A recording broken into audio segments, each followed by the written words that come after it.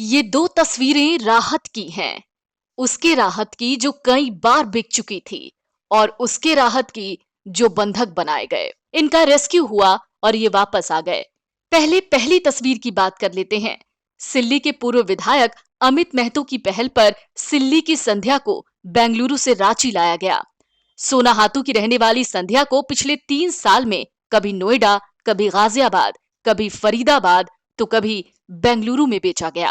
नौकरी के वजह से बुलाया गया था, नौकरी के झांसे में कि इतना पैसा देंगे, ऐसे ऐसे अच्छे खासे नौकरी पे लगाएंगे, इस तरीके से मुझे बोला गया था और मुझे दिल्ली बुलाया गया था।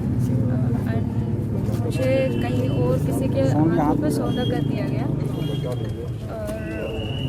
वहाँ से फिर मुझे कुछ वहाँ पे अच्छा नहीं लगा। फिर मुझे कहीं और, फिर वो लोग कहीं और लगा दिए गए। वहाँ पे लड़ाई झगड़ा ऐसे बहुत कुछ, बहुत ही अजीब तरीके से व्यवहार मारा पीटा भी जाता था क्या? मारा पीटा भी जाता था या तो फिर वहाँ से मुझे फिर कहीं और फिर से लगाया गया साल बाद। और फिर पिछले साल मुझे बेंगलुरु मुझे भेजा गया। कुछ ऐसे व्यक्ति मुझे मिले जो कि उन्होंने हेल्प करने की कोशिश की, पर ये ज़्यादा दिन तक नहीं चला। एंड मुझे जब उनको पता चला कि ऐसे किया जा रहा है तो उन्होंने पीछे जाते जा रही है यार।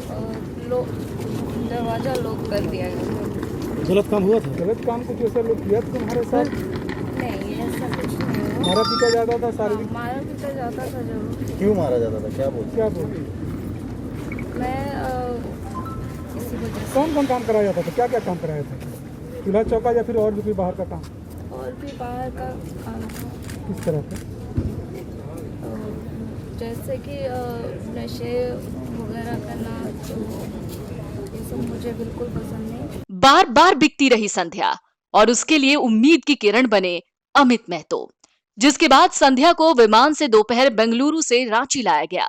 ये हुआ कैसे, सुनिए खुद पूर्व विधायक अमित महतो से। इंसाफी हुई है इनकी, जो मेरी सिस्टर थी, उन्होंने ऐसे गुमराह किया और नौकरी का झांसा देकर कि 20,000 नौकरी में आपको दिए जाएंगे, आप चले आइए हमारे यहाँ। पहले तो दिल्ली बुलाया गया, दिल्ली में काफ़ी लाड़ प्यार दिया गया कुछ दिनों तक और अपना विश्वास जीता गया। उसके बाद में कुछ दिनों बाद इसे गाजियाबाद में बेच दिया गया, फरीदाबाद में फिर बेचा गया, फिर नोएडा में बेचा गया, लास्टली इसे बेंगलुरु में बेचा गया। ये समय हमें लगता है कि 4 साल हो गए, ये अब तक बिकती रही लोगों के हाथ। फाइनली बेंगलुरु से जब पता चला तो मैं कल वहाँ गया और कल सही समय में पहुँचा और मैंने जैसा इसे कहा था 2-3 घंटे बेचारी चलती रही और अपना लाइव लोकेशन सेंड की और फिर उस जगह पर मैं पहुंचा। जिस तरह से ये प्रताड़ित हुई उसके खिलाफ कुछ कंप्लेंट करेंगे आप? जी बिल्कुल, जो भी कानूनी प्रक्रिया है उसके तहत हम लोग कार्रवाई कराने की मांग करेंगे और इसे न्याय मिले, ताकि आने वाले दिनों में कोई ऐसी बच्ची को बहला फुसला कर नहीं ले जा सके, झांसे में नहीं ले जा सके और कोई फिर मासूम बच्ची एक शिकार नहीं बने। हालांकि ऐसा सिर्फ संध्या के साथ नहीं हुआ। काम दिलाने और पैसों के नाम पर मानव तस्करी का ये खेल सरकार की नाक के नीचे चल रहा है। स्क्रीन पर दिख रही ये तस्वीर भी चीख चीख कर इसी बात की गवाही दे रही है, जिसमें दिख रहे बच्चे भी मानव तस्करी के शिकार हुए हैं।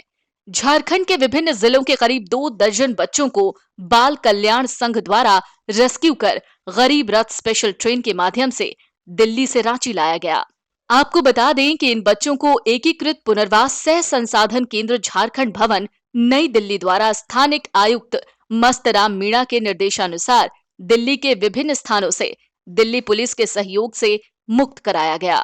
माननीय मुख्यमंत्री महोदय का ये निर्देश था कि हमारे राज्य में जितने भी बच्चे बच्चियां बाहर अगर काम करने के लिए गए हुए हैं तो उनको लाके उनके रोजगार और उनके परिवार को स्टेबल करने का भरपूर पहल करो और उसके लिए संसाधन की कहीं कमी हो तो मुझे बता दो। आज की स्थिति में राज्य सरकार के पास साधन और संसाधन की कहीं कमी नहीं है। ये मुख्यमंत्री जी के आशीर्वाद और मार्गदर्शन का ही कमाल है। इस तरह की बच्चियाँ हमेशा रेस्क्यू किया जाता है, लेकिन उसके बावजूद भी है कई जिलों से बच्चियाँ जो है पलायन कर रही हैं। हाँ जी, वो दलालों के चलते दलाल लगे हुए हैं हर जिले में, क्या हर ब्लॉक में उनका एजेंट जो इस तरह के ट्रैफिकिंग सेल चलाते हैं, उनका हर ब्लॉक में उनका अपना एजेंट। उसके लिए सरकार जो है क्या पहल करी ताकि बच्चियाँ जो है अपने घर में ही रहे और रोजगार के लिए कहीं इधर उधर ना भटके? मैंने एक तो पुलिस के लेवल पे हमने प्रयास किया है कि हर थाने में चाइल्ड वेलफेयर ऑफिसर लगा रखा है पुलिस पदाधिकारी में से।